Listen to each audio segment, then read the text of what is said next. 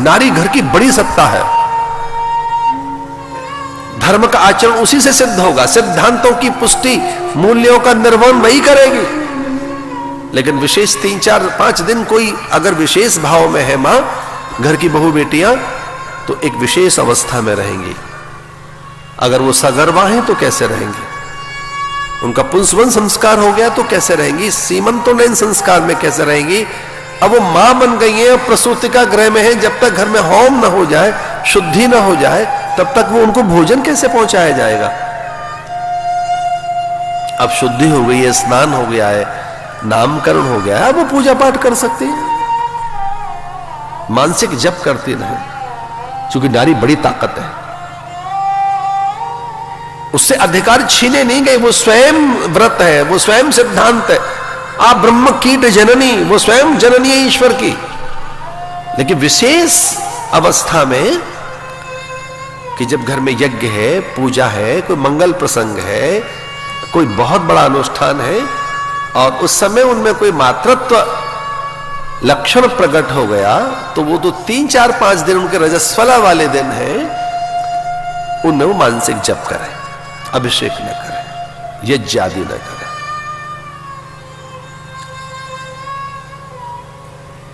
तो राजा को लगा कि कहीं ऐसा तो नहीं कोप भवन में बैठी हो रानी, और वो कोप भवन का ताला कभी खुला नहीं था, पूर्वजों के समय कभी नहीं खुला था। एक राज दरबार में एक ऐसा कक्ष कि रानी अगर रूठ कर बैठी है वहां तो अपने मन की बात कह सकती है। भवन एक नहीं, अरे उनके तो राजा थे, कितने कनक भवन में कितने गोष्ठ, कितने प्रकोष्ठ, कितने कक्ष रहे होंगे अतिथि अभ्यागत आगंतुक के लिए, महापुरुषों के लिए, संबंधियों के लिए, राजाओं के लिए। वैसे एक भवन था जो एक कोने में था, जिसका ताला कभी नहीं खुला था। कई ने उसका ताला खोला और उस अंधेरे वाले भवन में बैठ गई, कोप भवन में, कि मैं कुपित हूं, मैं कुपित हूं इस समय, और कोप का भाजन कोई और नहीं, मेरे कोप का पात्र कोई और नहीं, मेरा राजा है। वहां जाकर बैठ गए। राजा बहुत भयभीत हुआ कि ये हुआ क्या है, रानी कोप भवन में बैठी है। और राजा ने बड़े प्रयास किए कि उसका मौन भंग हो, रानी कोप भवन से निकले। और जब ऐसा नहीं हुआ तो वहां पहुंचता है मृगनयनी, सुलोचना, सुप्रिय, सुभगे, सुचरिते, धर्म भागिनी, सहभागिनी। एक नाम लिए राजा ने, पता नहीं कितने नाम ले डाले कि तू सदा सहयोग करने वाली रही है। ऐसे में इस मंगल प्रसंग में तेरा रूठना बहुत अशुभ हो जाएगा। ये तो कुछ तो बोल, कुछ तो कहे, ये ठीक नहीं है। जब रानी का मौन भंग नहीं हुआ तो राजा और निकट पहुंचा, तब रानी रोने लगी। और मंथरा ने यह कहा था कि मैं तुझे संकेत करती रहूंगी, तुझे करना क्या है। तो वो एक सोने के खंबे के पीछे खड़ी होकर बताती जा रही, अब रो पड़। वहां से डायरेक्ट कर रही है उनको कि अब ठीक समय, अब तू रोने लग।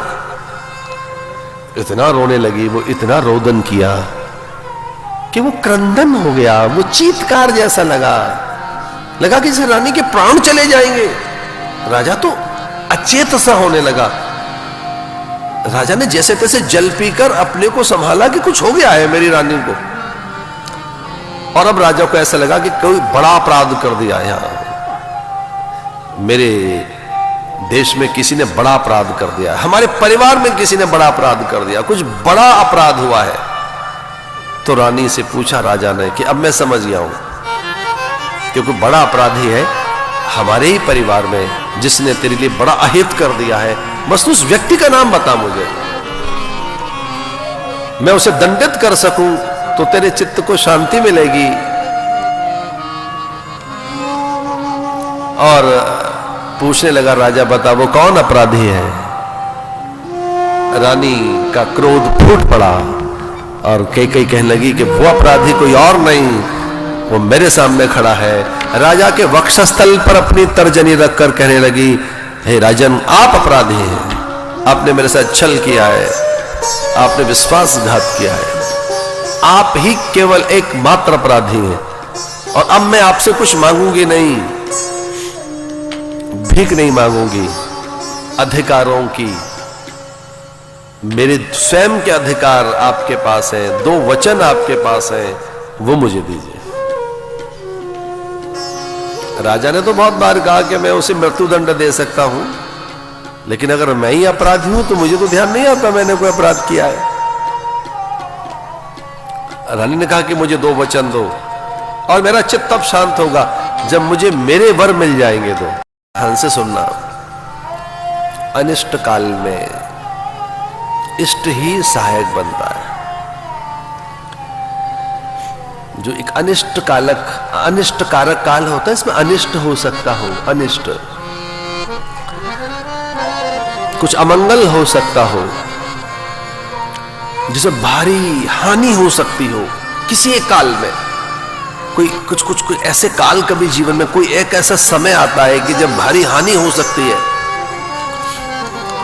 भारी अनिष्ट हो सकता है, कुछ अमंगल हो सकता है। राजा को ऐसा ही लगा कि जीवन में जो कोई एक काल ऐसा आता है जब प्राण जाने वाले होते हैं, ये उससे भी बड़ा काल है। मेरे प्राण चले गए होते कोई बड़ी बात नहीं थी। रानी का विश्वास चला गया। जब संबंधों में फेथ खो जाता है, उससे बड़ी हानि क्या होगी? आपके बच्चे आप पे फेथ न रखें, आपकी पत्नी, आपका पति आप पे विश्वास न रखे। संबंध तो विश्वास पर टिके होते। संबंध संशय में नहीं रह सकते, संदेह में नहीं रह सकते, भ्रम में नहीं रह सकते। संबंध को मजबूती विश्वास देता है, और वो कितने व्याकुल कर देने वाले पल होते हैं जब ये पता लगे कि हमारे अपने लोग हम पर भरोसा नहीं रखते, उनका हम पर विश्वास नहीं है, तो संबंध टूट जाता है उसी समय। हाँ, ढोते रहो, बात अलग है। कुछ लोग एक ही छत के नीचे रहते हैं, पर उनमें वैर कितना।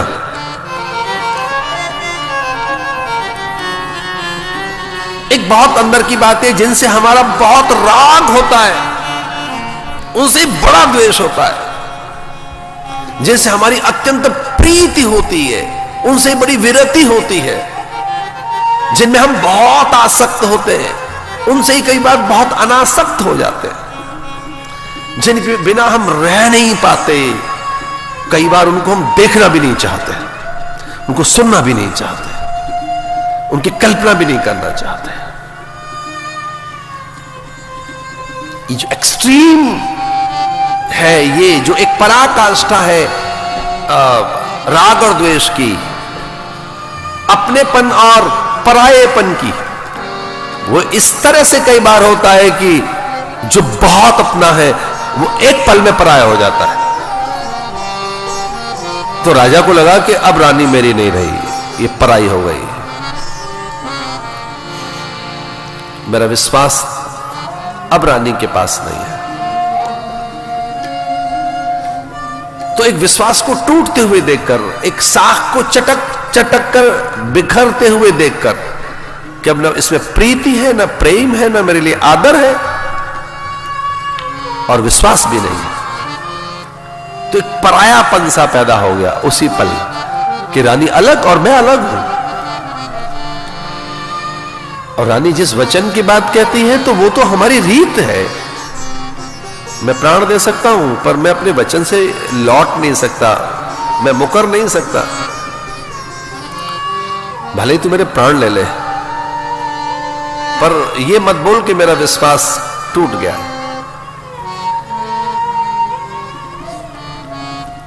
सरयू की शपथ खाकर राजा ने कहा कि जिस नदिया का नीर पीकर मैं और मेरे पुरखे बड़े हुए हैं, जिस नदिया के नीर से मैं नित्य जलाभिषेक करता हूं, मेरे तर्पण, मार्जन, संकल्प, स्नान, दान, सारे विचार जिस नीर से सिद्ध होते हैं, ऐसे शरीरों की मैं शपथ खाता हूं। भोर में मैं सूर्य को अर्घ दिए बिना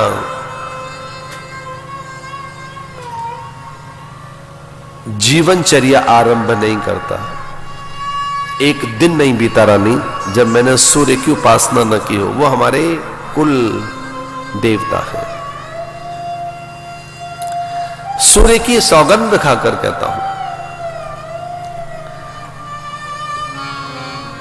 मैं देवगणों की शपथ खाकर कहता हूं, तू जो मांगेगी मैं दूंगा,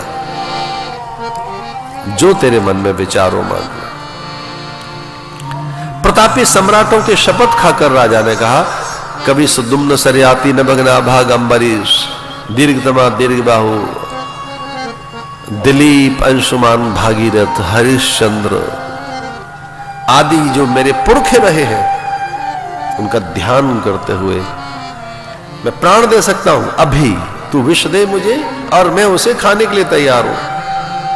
तू अट्टालिकाओं से मुझे धकेल दे, मैं गिरने के लिए तैयार हूं। तो कहे कि मैं अभी सरयू में डूब जाऊं, मरने के लिए तैयार हूं। लेकिन ये मत कहे कि मैंने तेरा विश्वास तोड़ दिया है। ये मत बोल कि मैंने तेरा भरोसा तोड़ दिया है। मैंने स्वप्न में भी कुछ ऐसा आचरण नहीं किया जिससे तेरा अमंगल हो। मैंने कल्पना तक नहीं की है। पर रानी में क्रोध बहुत आ गया। कुछ महापुरुषों का ऐसा कहना है कि रानी को तो जकड़ रखा है देवताओं ने। रानी में पूरा उनका आवेश है, देव आवेश। तो रानी के बढ़ते गुस्से को देखकर दशरथ भी बहुत व्याकुल हुए और उन्होंने कहा, मांग क्या मांगना चाहते हैं? तो ये जो रानी अब मांग रही है उसमें दशरथ बहुत व्याकुल हो गया रानी के शब्दों को सुनकर। जो रानी के शब्द हैं वो बहुत व्याकुल कर देने वाले हैं। रानी कुछ ऐसा करी जो अब मन में ऐसा आया ऐसा मांग लो बस, लेकिन जो मैंने मांगना है वो बाद में मांगूंगी।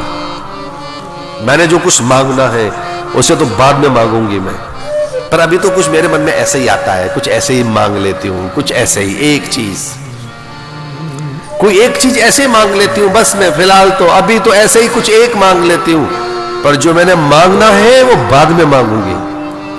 तो वो बहुत भयभीत कर देने वाला था राजा दशरथ के लिए कि अभी पता नहीं क्या मांगेगी और जो मांगना है वो बाद में मांगेगी। जो इसे चाहिए वो बाद में मांगेगी और अभी जो मांग रही है वो पता नहीं क्या मांगेगी, लेकिन वो जो चाहती है वो अभी नहीं मांग रही है। तुलसीदास जी की चौपाई में क्या चातुर्य है। वर मांगते समय थोड़ा आदर पैदा हो तेरे मन में उनके लिए, बहुत अनादर मत करना। इसलिए नई बात कहती है वो, सुनहु प्राण प्रिय भावत जी का। इसका अर्थ मेरे जी में ऐसा आता है, अभी तो मेरे मन में बस ऐसा आया है अभी अभी ये कि भरत राजा बने। सुनहु प्राण प्रिय भावत जी का, देव एक बार भरत ही टीका।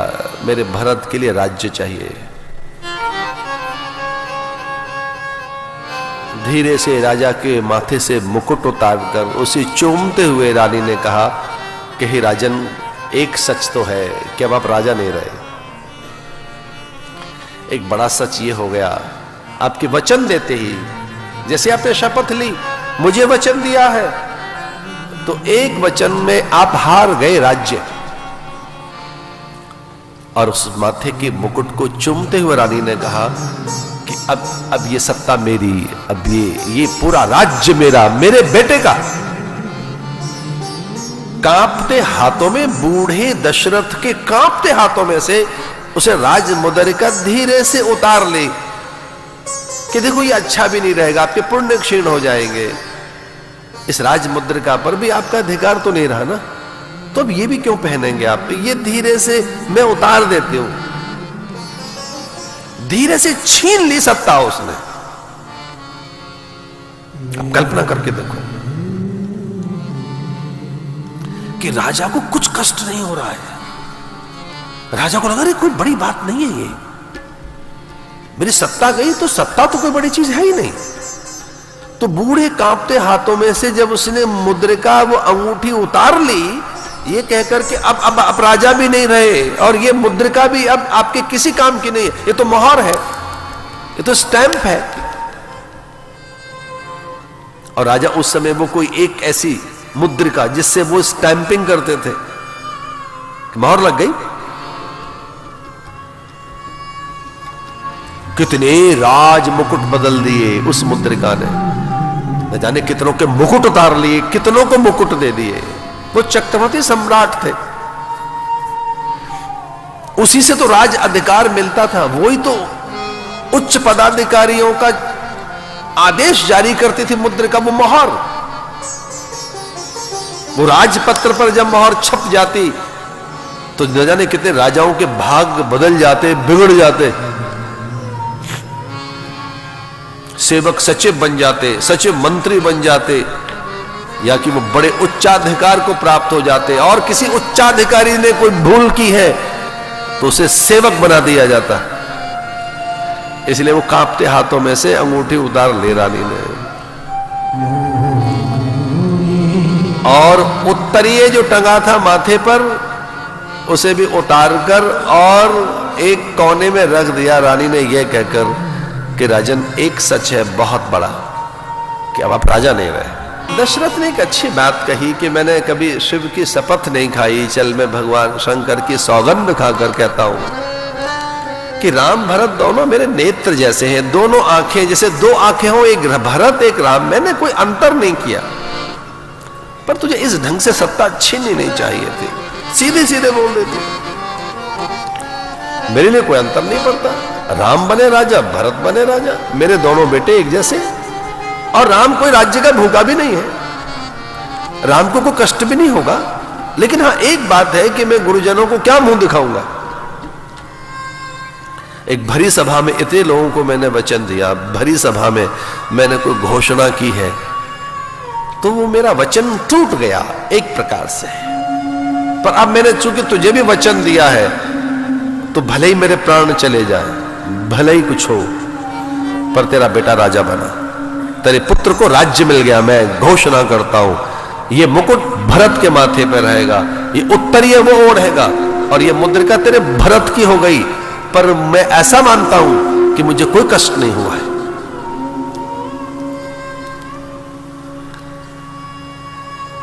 अब कल्पना करके देखो स्वार्थ कितना व्यक्ति को नीचा कर देता है कि बहुत देर तक चूमती रही वो माथे के मुकुट को, राज मुकुट को, कि देखो मेरा बेटा भरत राजा बन गया। लेकिन अधिक कष्ट देने वाले पल अब पैदा हुए हैं कि दशरथ कहता है कि न जाने क्या मांगेगी अभी, अब न जाने क्या मांग लेंगे। इसे दशरथ ने कहा तू विलंब मत कर, अब तेने मांगना क्या है और मुझे पता है, तू मेरे हाथ में विष रख देगी, कहेगी ये जहर है इसे खा लीजिए, मुझे मालूम है कि अब तू मेरे प्राण मांगेगी। एक सामाजिक साख मेरी खो गई, गुरुजनों के सामने दिया वचन मेरा टूट गया। इसका अर्थ पता है क्या है कि जो आध्यात्मिक प्राणी होते हैं उनका धन खो जाए तो कुछ बड़ी बात नहीं मानते वो। तो राजा को कोई कष्ट नहीं है सत्ता जाने से, वो भले ही भरत के हाथों चली गई तो कोई कष्ट नहीं हुआ। धन का खो जाना, वो सत्ता हथिया रही है, इससे कोई राजा भयभीत नहीं है। राजा भयभीत इस बात से है कि रानी अगली बात क्या मांगेगी। मैं मांगती हूं। वो विनम्र बन गई, विनयी बन गई, अति विनम्र बनकर हाथ जोड़कर चरणों में शीश झुकाते हुए उसने कहा ये जो मैं मांग रही हूं ये बहुत विनय पूर्वक मांग रही हूं। मांगो दूसर वर कर जोरी। हे राजन, बहुत हाथ जोड़कर आपकी प्रार्थना करते हुए, जो मेरा मनोरथ है, जो मुझे मांगना था, अब जो मुझे चाहिए वो मांग रहे हैं, इसे पूरा कर देना, इसे जल्दी पूरा कर देना। जितना जल्दी पूरा कर सको ये वो अच्छा रहेगा। पूर्वनाथ मनोरथ मोरी, जो मेरी मन कामना है, मन याचना, मन कल्पना, मन अभीप्सा, मन अभीप्सित,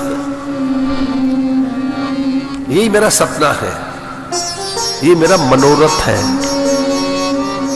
इसे पूरा कर देना। दोनों हाथ जोड़कर वो चरणों में शीश झुकाकर बैठ गई, इसे जल्दी पूरा कर देना। तो राजा को लगा कि पता नहीं क्या मांगेगी,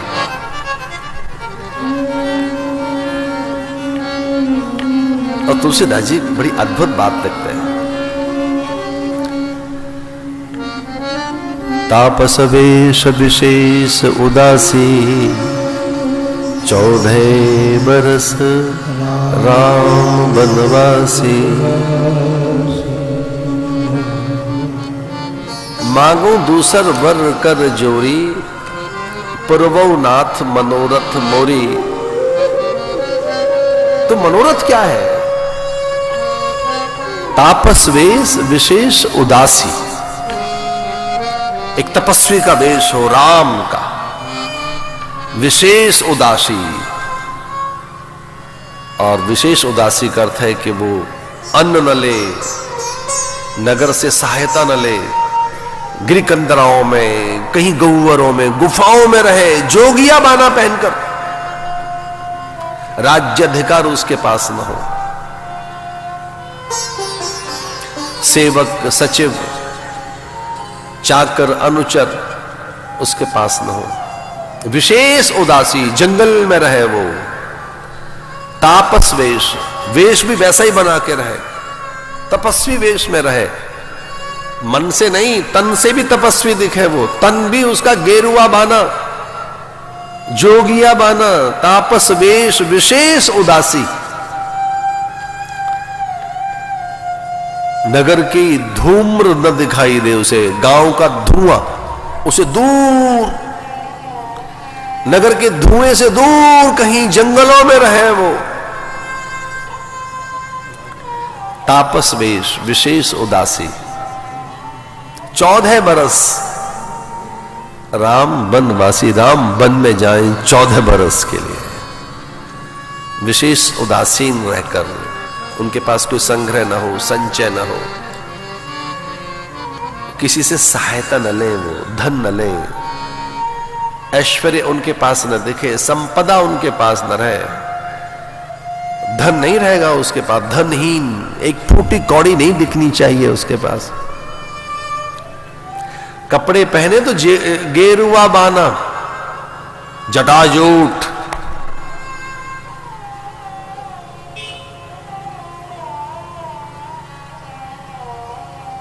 पहले वचन में राजा इतने विचलित नहीं हुए थे, दूसरे वचन में तो उसे पूरे प्राण निचोड़ लिए हो रानी ने, ऐसा लगा समुची चेतना को निचोड़ लिया हो रानी ने।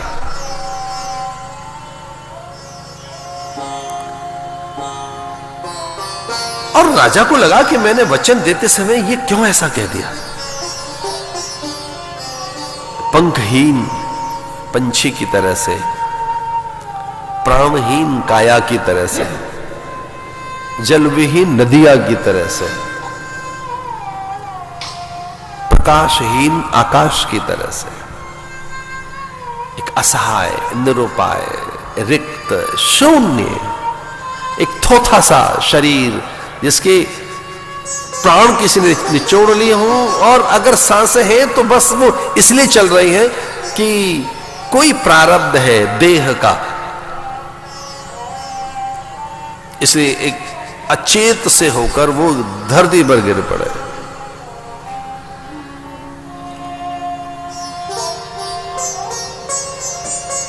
रात भर वो एक नाम रटते रहे, राम राम राम, हा रघुनंदन राम। और भोर में जब कपाट नहीं खुले, ब्रह्म मुहूर्त में, अनुचर खड़े रहे पूजा के फूल फल लेकर, दासियां खड़ी रही डलिया लेकर, दास खड़े रहे सेवा के लिए, जब भोर में कपाट नहीं खुले, तब उस समय को उच्चाधिकारी सुमंत्र को बुलाया गया कि कुछ अघटित हो गया है। सूरज निकल आया, द्वार नहीं खुले हैं, सुमंत्र पहुंचे। सुमंत्र को देखकर वो बस एक ही बात कहते हैं, राम राम राम, हा रघुनंदन राम। सुमंत्र ने देख लिया था कि राजा के हाथ में मुद्रिका नहीं है, माथे का मुकुट एक कोने में रखा है, कि कई क्रुद्ध दिख रही है, कुटिल दिख रही है, क्षुब्ध दिख रही है, आवेश में है, किसी आदेश की पूर्ति की व्याकुलता में है। सुमंत्र राम तक पहुंचे और संकेत से राम को ले आए महलों में। राम ने पूछा मां से, मां पिता इतने चिंतित क्यों हैं? मुझे देखकर उनकी आंखें नीची क्यों हो गई हैं? और वो केवल राम राम राम क्यों कह रहे हैं? क्या हुआ है पिता को? केकई कहने लगी कि ये सब मोह के कारण है, ममता के कारण है, राग के कारण है। तेरे पिता को एक रोग है, वो है मोह। तुझ में भारी मोह, इनको दुख पहुंचा रहा।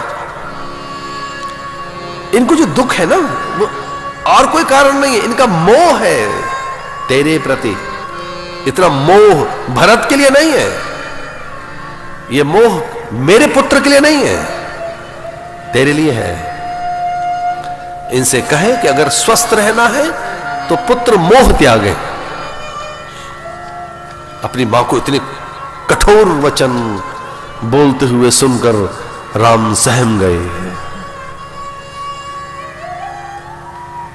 और मां से पूछा राम ने कि मां, अब मुझे तू आदेशित कर कि मुझे क्या करना है। और कुछ पल में मां ने बता दिया करना क्या है। जितनी जल्दी हो सके जंगल निकल, ये करना है। यथाशीघ्र तेरे पिता के वचन प्रमाणित हो सके, पुण्य क्षीण न हो। इन्होंने जो वचन दिया है उसकी सिद्धि हो सके। अब वो एक भी पल वहां रहना नहीं चाहते। राम को लगा एक भी पल यहां रहना ठीक नहीं है, लेकिन केकई थोड़ी घबरा गई, क्योंकि राम ने जब यह सुना कि मुझे वनवास मिल गया है तो राम प्रसन्न दिखे, आनंदित दिखे, चहकते हुए दिखे। जब राम को यह पता लगा कि भरत को राज्य मिल गया है तो राम का मन नाचता हुआ सा देखा। ये बहुत कष्ट देने वाले भाव थे केकई के लिए। केकई इतनी व्याकुल हुई, केकई को लगा कि मेरी चेतना देह से छलांग लगाकर चली जाएगी और दशरथ नहीं, अब मैं मर जाऊंगी। दशरथ के तो प्राण नहीं जाएंगे पर मेरे प्राण चले जाएंगे। क्योंकि जैसे ही सुना कि राम को जंगल जाना है, राम वन में जाएंगे, भैया भरत को राज्य मिल गया, यह सुनकर राम नाचने लगे, उल्लसित हो गए राम। मुख प्रसन्न चित्त चौगुन चाऊ,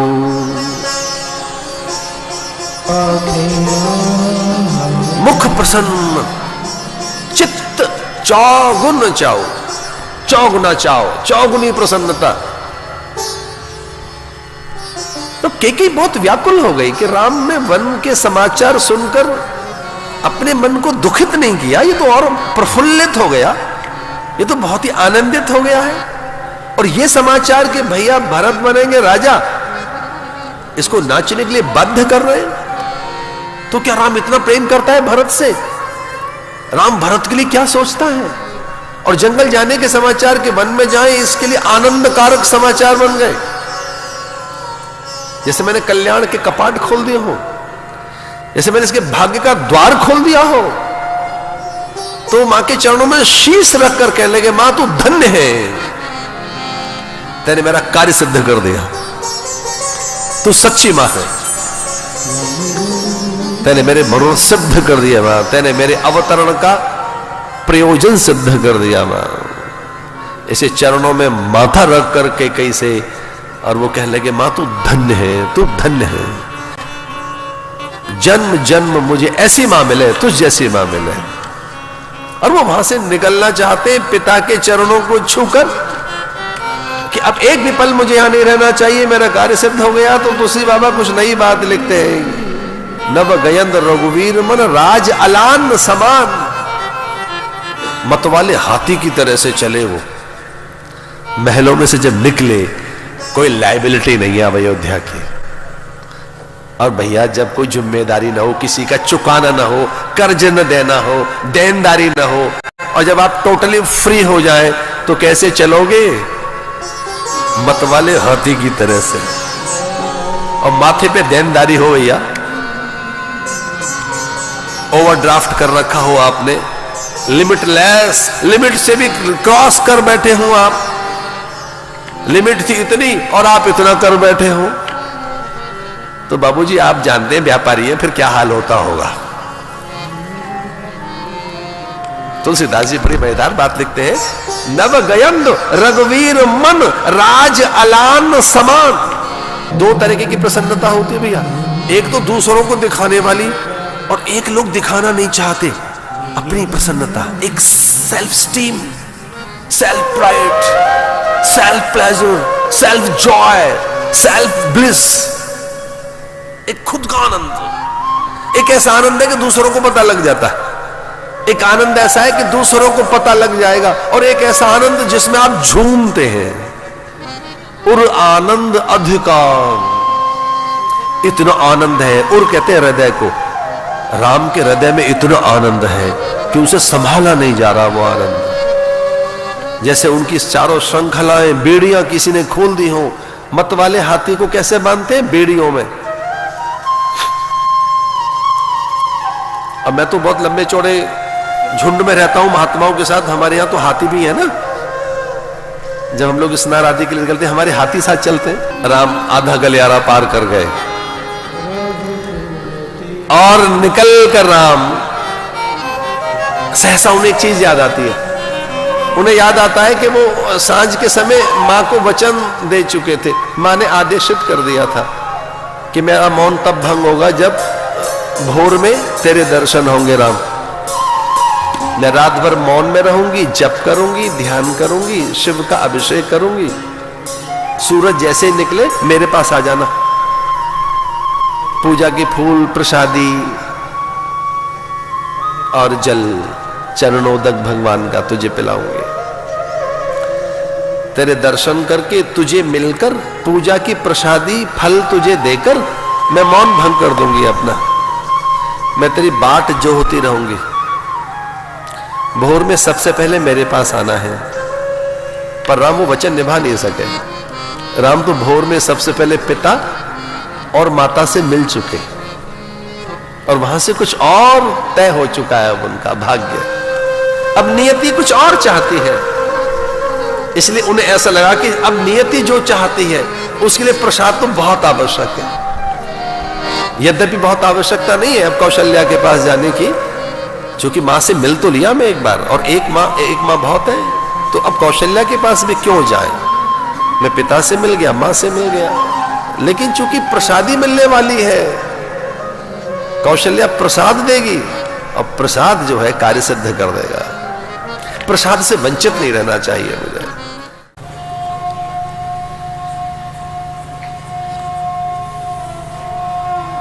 दुख का कारण यह है कि हम अपने स्वभाव, स्वरूप, सत्ता, अस्तित्व, निजता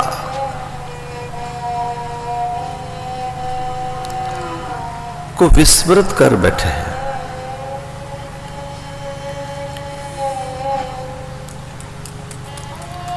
हमें कुछ और याद है, हमारी स्मृति में देह सच है।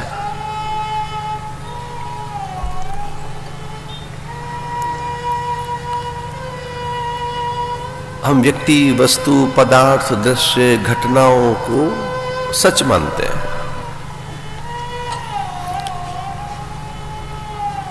और संवेदांगों के द्वारा मिलने वाला सुख ही सच्चा सुख है, ऐसी एक भ्रांति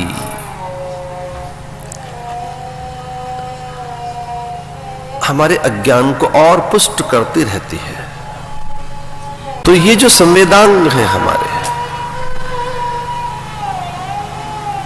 इनसे जो हम सुख लेते हैं बस वही सच्चा सुख है, ऐसी एक भ्रांति पुष्ट हुई है।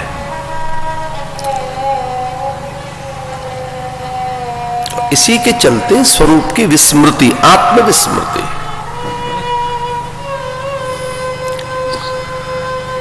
तो जब ये सच मान लिया जाए कि देह ही सत्य है,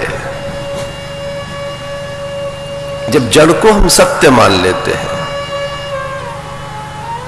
अनित्य को नित्य मान लेते हैं,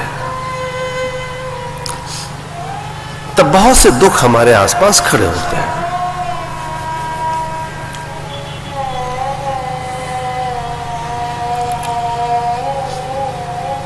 मनुष्य की सबसे बड़ी कठिनाई है कि वो आत्मविचार, विवेक के अभाव में जीता है।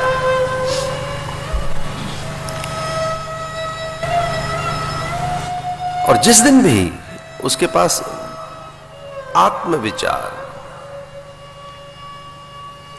और विवेक का प्रकाश होता है,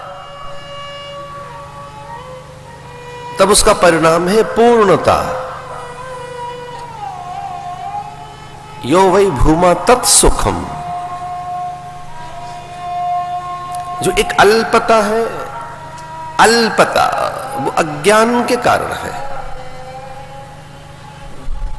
और एक है पूर्णता,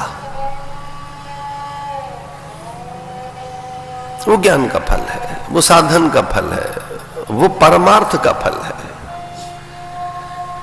इसलिए अध्यात्म की कोई फलश्रुति है तो वो पूर्णता है। और ये ध्यान रहे कि वो पदार्थों से अनुभूत नहीं होगी। कोई बहुत पदार्थों की प्रचुरता, वस्तुओं की बहुलता, भूमि विस्तार, गगनचुंबी अट्टालिकाएं, महंगे वाहन, रत्न, धरा का संपूर्ण वर्चस्व कहीं पूर्णता ले आएगा, ऐसा नहीं है। पूर्णता विचार और ज्ञान की कोख में से निकलेगी, वो ज्ञान सापेक्ष है।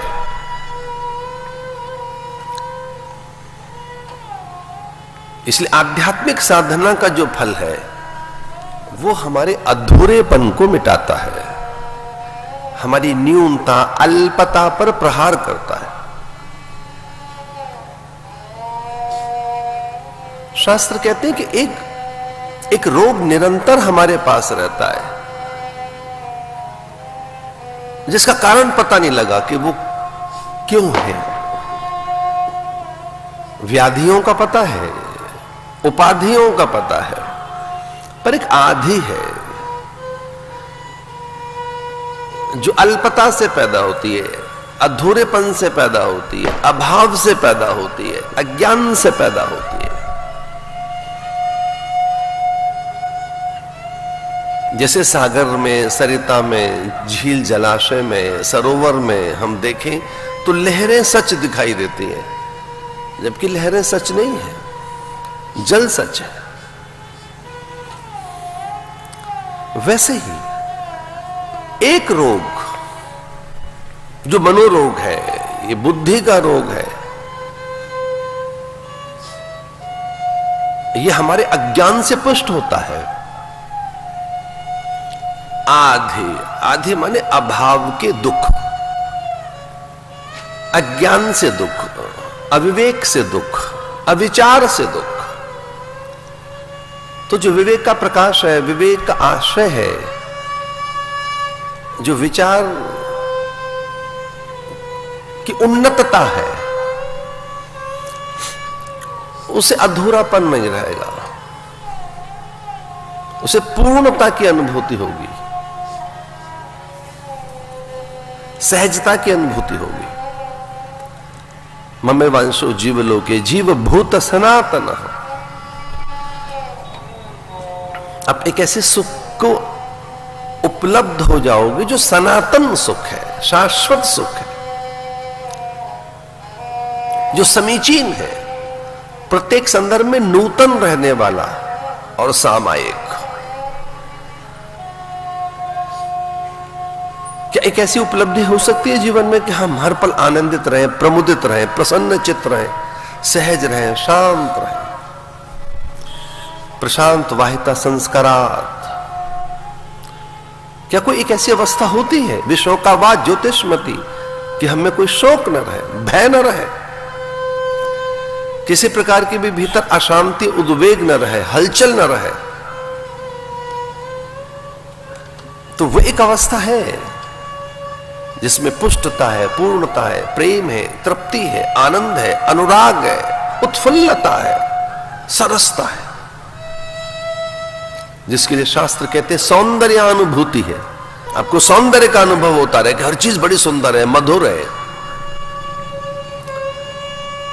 इस पर भक्ति ग्रंथों में एक बड़ी सुंदर बात लिखी है कि अगर मेरे प्रियतम का है ये संसार, उन्होंने रचा है ये संसार, अगर ये सारी सृष्टि ईश्वर की है तो फिर ये अधूरी नहीं हो सकती,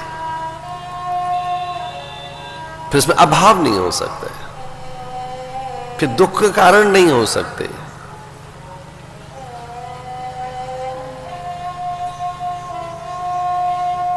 इसे विचार बदलना है बस, और बहुत बड़ी साधना है, विचार की साधना, विवेक की साधना। ये बड़ी साधना है कि आपका दृष्टिकोण बदले, वस्तुओं के प्रति, पदार्थों के प्रति, व्यक्तियों के प्रति आपकी धारणा बदले, दृष्टिकोण बदले, आपके देखने का ढंग बदले, आपके सोचने का ढंग बदले। और ये स्वभावतः हम में पहली आकांक्षा है परिवर्तन की, अपने लिए अनुकूल परिवर्तन की आकांक्षा हम में हर पल है, अपने अनुकूल की आकांक्षा कि सब अनुकूल हो जाए, हमारे पूरी प्रकृति, पर्यावरण, परिवार, हमारी संतानें, हमारे मित्र हमारे लिए अनुकूल हो, हम जिनके बीच रहते हैं वो हमारे लिए अनुकूल हो, अनुकूल परिस्थितियां हो, पुत्र अनुकूल हो जाए हमारे, पत्नी अनुकूल हो मेरी। मनोवृत्तानुसारणिम तारिणीम दुर्ग संसार सागर से पत्नी मनोरमाम रही मनोवृत्तानुसारणिम। ऋषि कल्पना करते हैं कि हम आपके आदेश से सृष्टि के विस्तार के लिए वर्ण कर रहे हैं किसी की कन्या को, पर ये कन्या कैसी होनी चाहिए मेरे लिए? मनोनुकूल, मेरे अनुकूल होनी चाहिए। कन्या भी ऐसा ही आह्वान करती है, मनोवृत्तानुसरणम तारणम दुर्ग संसार सागर से। हे परांबा, हे जगदम्बा, मुझे पति तो देना, पर कैसा पति हो जो मेरे अनुकूल चले, बस मेरे अनुकूल होना चाहिए। मनोवृत्तानुसरणम, मेरी वृत्तियों के अनुसार हो। तारणम दुर्ग संसार सागर से। हम अनुकूलताओं के आकांक्षी हैं और वो अन्य में ढूंढते हैं, दूसरों में ढूंढते हैं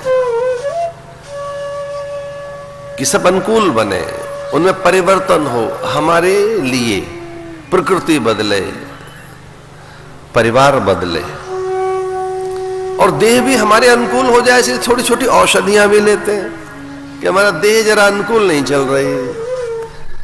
कैसा चल रहा है कि बाकी तो सब ठीक है, जरा शरीर अनुकूल नहीं है हमारे। तो शरीर भी हमारे अनुकूल हो सके तो क्या करें, थोड़ा औषधियां ले लो शरीर को अनुकूल करने के लिए। औषधियां एक पूर्णता की जो अनुभूति है वो ज्ञान में से निकलती है। ममई वायुषो जीवलोके जीव भूत सनातना। जिस दिन भी आपको अपने स्वरूप का ज्ञान हुआ, जिस दिन भी आपको अपने अस्तित्व का बोध होगा, एक चीज उसी समय मिट जाएगी और उसका नाम है अधूरापन, अपूर्णता, अल्पता, न्यूनता, रिक्तता, शून्यता। अब पूरा अनुभव करोगे, आनंदित अनुभव करोगे एक सरसता अनुभव करेंगे आप। जो अनुभव पदार्थ नहीं दे पाएंगे, वस्तु नहीं दे पाएगी, वो अनुभव आपको स्वतः से होगा।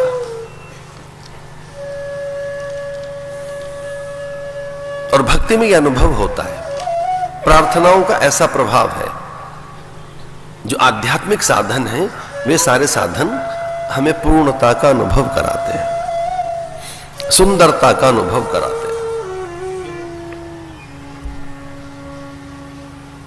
एक अनुभव हम सबका है,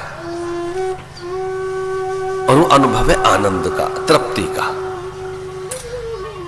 यद्यपि अनुभूतियों का जगत भी अनंत है, कोई हमारे अनुभव कम नहीं है, बड़े अनुभव हमने ले लिए, हम सब ने, पर एक आनंद का अनुभव है, आनंद का अनुभव जो अतीन्द्रिय है, जो मन बुद्धि से परे का है, जो चित्त चेतना से अलग का है। बस वो अनुभव ही, आनंद का अनुभव हमारा साचा अनुभव है। सुख के अनुभव हमारे साचे नहीं है। सुख तो छूटता रहता है, सुख स्थायी नहीं होता, सुख कभी स्थायी नहीं होता, क्योंकि सुख संवेदांगों के द्वारा प्राप्त होता है और वो सच नहीं होता। पश्चिमात्य जो जीवन दर्शन है, जो पश्चिमात्य फिलॉसफी है, जो पश्चिमी देशों में कहा गया, उससे कुछ भिन्न भारत की बात है। पश्चिमी वैज्ञानिक ऐसा कहते हैं कि जो संवेदांगों के द्वारा अनुभव होता है वही सच है, जो प्रयोगशाला में सिद्ध हो जाए वही सच है। पश्चिम यह कहता है कि जो सुना गया है, देखा गया है, छुआ गया है, चखा गया है, वो सच है, जबकि हमारे यहां इसको सच नहीं माना गया। पार्वती ने पूछा परमेश्वर से, भगवान महादेव से कि सच क्या है, आपका अनुभव क्या है, मुझे तो सच का अनुभव बताओ, ये सत्य का अनुभव क्या है। तो उन्होंने कहा कि ये जो सच का अनुभव है जगत से नहीं लिया जा सकता, छूकर चक्कर सूंघकर नहीं लिया जा सकता। उमा कहूं मैं अनुभव अपना, सत हरि भजन जगत सब सपना। जो सपने का अनुभव है वो साचा नहीं होता। सपने का सुख कब तक? यो तो बहुत से सपने सुखी तो करते ही हैं, और हाँ दुखी भी करते हैं। सपने में बहुत से लोग बहुत तरह से सुखी हो जाते हैं। स्वप्न के बहुत से विकार, स्वप्न की विकृतियां आपको कुछ थोड़ी देर के लिए गुदगुदी दे देती हैं। स्वप्न में मिलने वाला धन आपको धनवान बना देता है, स्वप्न में मिलने वाली विपत्ति आपको बड़ा कष्ट देती है। लेकिन वो सपने का सुख दुख कब तक है? जब तक सपना है। सपना टूटा कि सुख दुख से आप छूटे। सपने के खो जाने के बाद वो सुख दुख भी तो खो जाता है। आपकी आंख खुली कि सुख गया और दुख भी गया, तो सपने का वो सुख है। वैसे हमारे शास्त्र कहते हैं इंद्रियों से मिलने वाला जो सुख है वो बहुत थोड़ी देर का है। कमल पत्र पर जितनी देर के लिए बूंद ठहरती है उतनी देर का सा सुख है, बस इंद्रियों से मिलने वाला सुख कमल पत्र पर। उसे दोबारा फिर कभी लौटा कर लाया नहीं जा सकता। जो जल आप गर्म करते हैं, जो जल अग्नि के संपर्क में आकर भाप बन गया और जो घुल मिल गया पूरे वातावरण में, वो भाप बनकर जल, उस जल को कैसे लौटा कर लाएं फिर वापस उसी पात्र में? एक बार जल उबाल कर तो देखो, और उबलने दो बस उसे, और उबल उबल कर जल वाष्प बनता जाएगा, भाप बनता जाएगा, और वो पूरे आकाश में बिखर जाता है। जल द्रव्य है और वो द्रव्य फिर वाष्प बन जाता है। जल की ये तीन गति है, या तो ठोस बन जाएगा, या वो थोड़ा द्रव्य रहेगा, या वाष्प बन जाएगा। वाष्प जब बन जाए पूरे वातावरण में जब घुल जाए, बादलों के साथ एकीकृत हो जाए, लाओ निकाल कर उसे, तो भाप बन जाने के बाद जैसे जल पूरे परिवेश में और वहां की आर्द्रता में खो जाता है, वैसे ही संसार से मिलने वाले सारे सुख खोते रहते हैं, वो कभी हाथ नहीं लगते, वो पल भर के हैं, थोड़ी सी देर के लिए है, पर आनंद कभी नहीं खोता। आनंद आपका अनुभव है। ये कब आता है? जब आपका अध्यात्म पक जाए। विश्व का वह ज्योतिषमती, जैसे आपका अध्यात्म पका, आपका शोक जाएगा, मोह जाएगा, और वो व्याधियों का मूल है। मोह सकल व्याधिन कर मूला। जो मोह है वही व्याधियों का मूल है, और मोह को छिन्न भिन्न कर लेना ही मोक्ष है। कोई पूछे मोक्ष क्या है भाई? ये तो मोह को छिन्न भिन्न कर देना, मोह का क्षय कर देना। जब मोह का क्षय हो गया तो मोक्ष है। मोह छिन्न भिन्न हो गया आपका। तो जो रूट कॉज है, जो कारण है व्याधियों का, आदि का, उपाधि का, जो रूट कॉज है भैया, वो मोह है। वो हमारी अहमता, ममता, आसक्ति है, वो हमारी कामना है। वो वैसी भी देह रचना, वैसी देह को बुनती है। इसलिए शास्त्र यहां तक कहते हैं हम बुन कर रहे हैं, खुद जुलाहे हैं, अपना वैसा ही शरीर बुन रहे हैं। जैसी वासनाएं वैसा शरीर बुन रहे हैं, जैसी कामनाएं वैसा कलेवर और वैसी काया है, जैसी आसक्ति है वैसी देह है। इसलिए ये जो आप और हम सब भोग रहे हैं, वर्तमान हमारा प्रारब्ध है, जो पूर्व में हमने पकाया है। पर पूर्णता का अनुभव या सत्य का अनुभव या सिद्धि और समाधान का अनुभव या कि तृप्ति और प्रसन्नता का अनुभव आध्यात्मिक कोख से होता है। और अगर ऐसा न होता तो ऋषभ 24वें तीर्थंकर भगवान महावीर स्वामी वर्धमान इतनी संपदा को त्याग कर ग्रीकंदराओं की ओर न गए होते। समुचित धरा पर जिसका शासन था, ऐसे भगवान ऋषभ देव पूरी धरती के जो स्वामी थे, उस समय के सारे सम्राट अपना मुकुट उतारकर उनके चरणों में रख देते। वे ऋषभ सन्यासी तो न बनते। कोई दुख थोड़ी था बुद्ध को, वो तो सच जानना चाहते थे। एक दिन सच जानने निकलो और कहीं उसकी सिद्धि हो गई तो पूर्णता का अनुभव होगा। ओम पूर्णमदः पूर्णमिदं पूर्णात् पूर्णमुदच्यते। और ये जो पूर्णता का अनुभव है, इसमें कुछ जोड़ने घटाने से चीज पूरी नहीं होती, वो अनुभव है। एक बार करके देखिए। जैसे दशरथ को आनंद का अनुभव हुआ, पूर्णता का अनुभव हुआ और प्रसन्नता का अनुभव हुआ, ऐसे दशरथ निश्चिंत हो गए।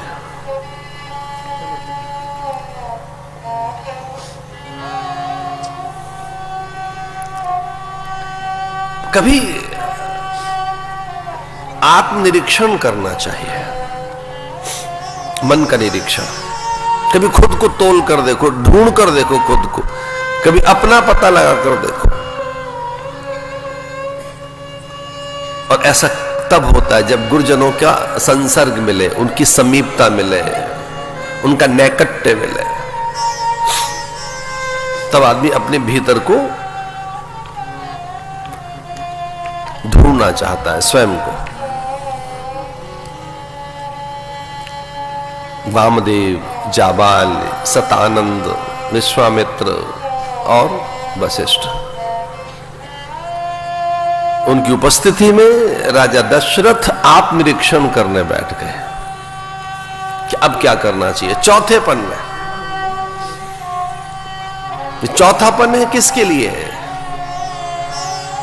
पहली अवस्था है ज्ञानार्जन के लिए, दूसरी है धनार्जन के लिए, तीसरी है पुण्यार्जन करने के लिए, और चौथी है भैया तृप्ति के लिए, सिद्धि के लिए, पूर्णता के लिए, जीवन को सार्थक करने के लिए।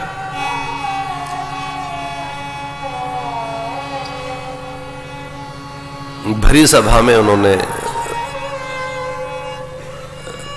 अनुचरों को आदेश देकर कहा कि जरा दर्पण तो लाओ।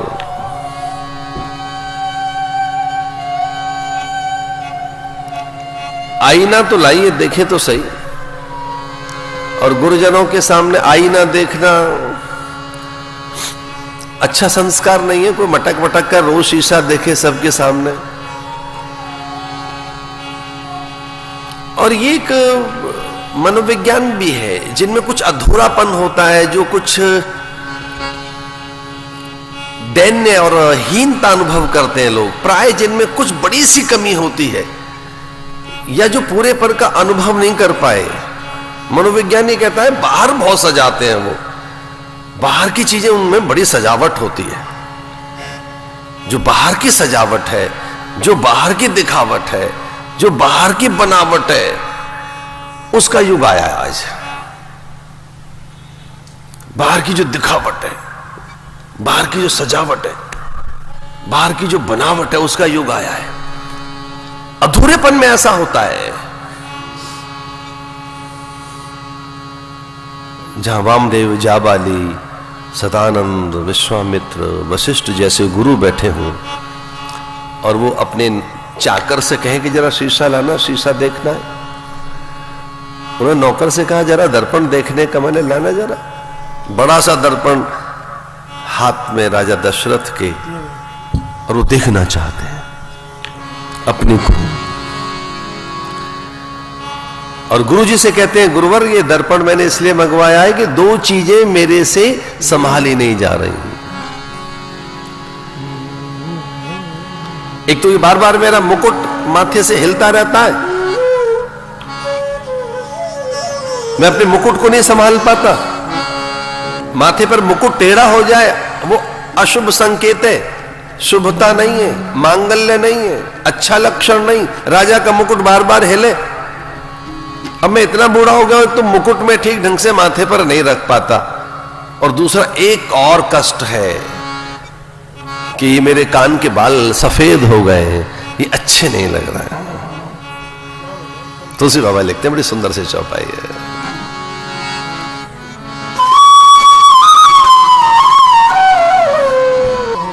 तब गात शिथिल होते हैं, कांति, द्युति, आभा, आकर्षण, प्रभा, मासलता, मादकता, कमनीयता, ये सब खोने लगती है, जो अच्छी नहीं लगती है। झुर्रियां अच्छी नहीं लगती, दांतों का गिर जाना, काया की कमनीयता का खो जाना, उसमें एक अनाकर्षण पैदा हो जाना। देह में, अपने देह का अनाकर्षण किसी को अच्छा नहीं लगता। रूखी सूखी त्वचा, झुर्रियां किसे अच्छे लगते हैं। और जब युवक या प्रौढ़ के दाढ़ी में जब पहली बार कोई एक सफेद बाल आता है और वो उसे दिखाई दे जाए तो उस बाल को पकड़कर हिलाते हुए उखाड़ कर फेंक देता है। वो ये क्या हुआ? और ऐसे 2, 3, 4, 5 बार वो उखाड़ कर बाल फेंकता रहता है। लेकिन लाला जी अब कितनी उखाड़ो, अब वो आ गए हैं, बस आने शुरू हो गए, ऋतु आ गई। अंगम गलितम पलितम मुंडम दर्शन विहीनम जातम तुंडम वृद्धो याति गृहीत्वा दंडम तदपि न मुंचति आशा पिंडम।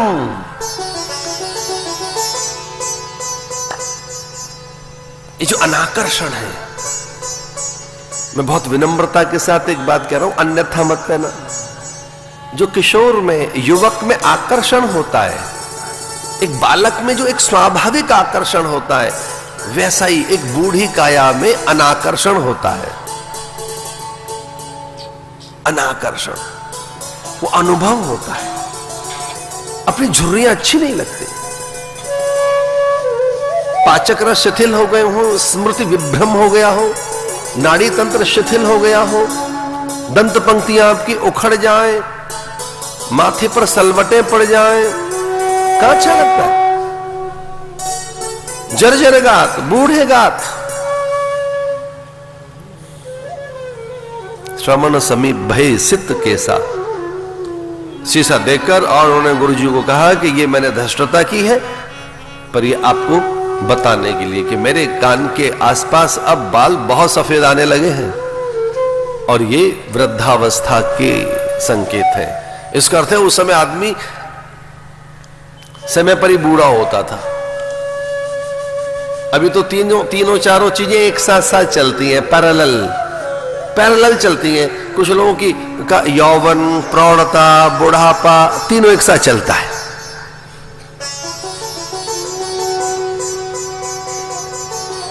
पीठ टिकाकर बैठना हमको कभी नहीं आया, बताया नहीं हमको, सीखा नहीं हमने, कभी नहीं। कभी किसी रोग की अवस्था में जब शरीर शिथिल हो तब पीठ टिकाना, अन्यथा सीधे होकर बैठिए, प्रसन्न होकर बैठिए, आनंदित होकर बैठो। जिनका मेरुदंड सीधा रहता है, जो सीधे होकर बैठते हैं, सच मानिए उनके पाचक रस भी ठीक रहते हैं और समय पर ही आएगा बुढ़ापा। उसे बहुत जल्दी आमंत्रित मत करो, मेरुदंड सीधा करके बैठे।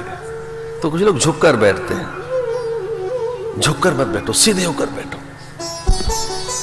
आहार ठीक लीजिए, आहार विहार निहार। शास्त्र कहते हैं जितना सुंदर आहार हो उतनी अच्छी नींद हो आपकी। गाढ़ी नींद हो, प्यारी नींद हो, मीठी नींद हो, रस भरी नींद हो, रस बनाए नींद वो आपकी। नींद में रस बनते हैं। एक ग्लो जो आएगा आपके चेहरे पर वो नींद से आएगा। हो सकता है पौष्टिक पदार्थ भी आपको एक अच्छा स्वास्थ्य और देह का आकर्षण दे, पर उससे भी अधिक नींद, आहार, विहार का अर्थ है विश्राम। विहार का अर्थ है कि आपका शरीर किंचित विश्रांति मिले। निहार, विसर्जन हो ठीक ढंग से, निद्रा भी ठीक हो आपकी। आपको विसर्जन करना है, बेकार की चीजों का निकालना है आपको। निगेटिविटी आपके पास में स्टोर नहीं रहनी चाहिए। जो नकारात्मकता है, जो हेयता है, निंदनीय जो भाव है, जो ग्लानि है, वो बहुत देर तक न रहे आपके पास। वो विष है, विष शरीर में बहुत देर तक नहीं रहना चाहिए। विषैले पदार्थ नहीं रहने चाहिए बहुत देर तक। किसी के लिए घृणा, ईर्ष्या, असूया बहुत देर तक न रहे। ग्लानि बहुत देर तक न रहे। ये शरीर का बहुत, और मन का या बुद्धि का और देह का बहुत नुकसान करती है। दशरथ ने भरी सभा में शीशा बुलवाकर गुरुदेव से कहा कि अब मैं बूढ़ा होने लगा हूं। मनो जरठपन अस उपदेशा, ये सारे उपदेश है मेरे लिए कि मुझे कुछ और करना चाहिए। दंत पंक्ति मेरी उखड़ने लगी, बाल सफेद होने लगे हैं, शरीर पर झुर्रियां आने लगी हैं। और गुरुदेव एक और बात हो गई है कि अब मैं आश्रय चाहता हूं, लकुटी हाथ में आ जाए। वृद्धो याति गृहीत्वा दंडम, बहुत से बूढ़े लाठी लेके चलते हैं। वृद्धो याति गृहीत्वा दंडम, अब मैं कोई लाठी ऐसा अनुभव करता हूं, एक लाठी से हाथ में आ जाए और उसके साथ में चलूं।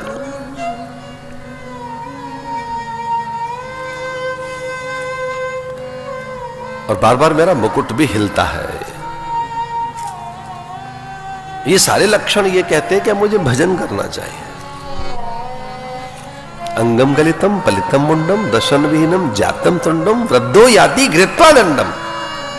यही संसारे खल दुस्तारे कृपया वारे पाहे मुरारे।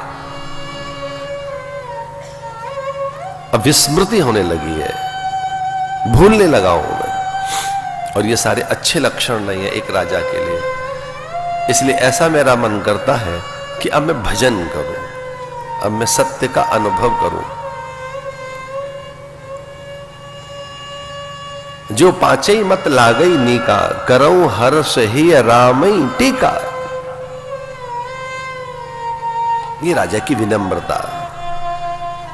राजा ने कहा ये जो पांच हैं इनसे सलाह लेकर एक निर्णय करना चाहता हूं। एक मन में संकल्प जगा, एक मन में ये भावना जगी है कि ये जो पांच हैं अगर मेरा समर्थन कर दे ये पांच, तो मैं राम के माथे पर मुकुट रख देना चाहता हूं। ये मुकुट जो अब मेरे से संभाला नहीं जाता। जो पांचई मत लागई नीका। पहले पांच कौन से हैं? पहला कौन है? पहला है वेद। वेद ज्ञान का स्रोत है। कोई निर्णय करने चले हो, कोई निश्चय, कोई चयन, चुनाव, कोई बड़ा संकल्प, ये ध्यान रखना, ये याद रखने की बात है कि अगर बड़ा निर्णय करने चले हो तो वेद क्या कहता है आपके निर्णय में, आपकी सोच के लिए वेद क्या कहता है, वेद में क्या कहा गया है। वेद प्रमाण है, आद्य प्रमाण। तो जो वेद मूर्ति हैं, जिन्हें वेद आता है, श्रोत्रिय ब्रह्मनिष्ठ, श्रोत्रिय ब्रह्मनिष्ठ। कौन श्रोत्रिय? कौन? जिनको श्रुति आती है। और वेद पढ़ने की चीज नहीं है, सुनने की चीज है। जो श्रोत्रिय हैं, जिन्होंने गुरु मुख से सुना है। वेद पढ़े नहीं जाते, वेद सुने जाते हैं। वेद गुरु से सुना जाएगा और वो पढ़ाया नहीं जाएगा, सुनाया जाएगा। वेद वो विद्या है जो पढ़ी नहीं जाती, सुनी जाती है। वो बहुत ही अद्भुत विद्या है, ब्रह्म विद्या। वो सुनी जाती है गुरुमुख से, गुरु से सुनाते हैं। और उसका एक लाभ है कि फिर आप गुरु बन जाएंगे। वेद आपको वेद मूर्ति बनाएगा, वेद आपको ज्ञान दे देगा, आपके अज्ञान की निवृत्ति हो जाएगी और आप वही हो जाएंगे जो गुरु है। तो गुरु तैयार करता है, चेला नहीं। गुरु बनाता है, शिष्य नहीं बनाता। जो वेद मूर्ति है, तो वेद क्या कहता है?